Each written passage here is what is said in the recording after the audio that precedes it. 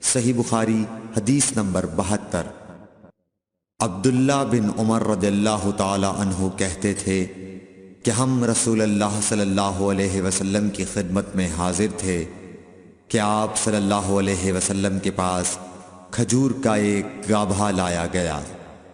اسے دیکھ کر آپ نے فرمایا کہ درختوں میں ایک درخت ایسا ہے اس کی مثال مسلمان کی طرح ہے۔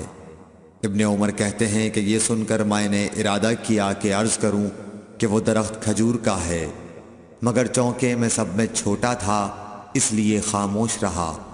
پھر رسول اللہ صلی اللہ علیہ وسلم نے خود ہی فرمایا کہ وہ کھجور ہے۔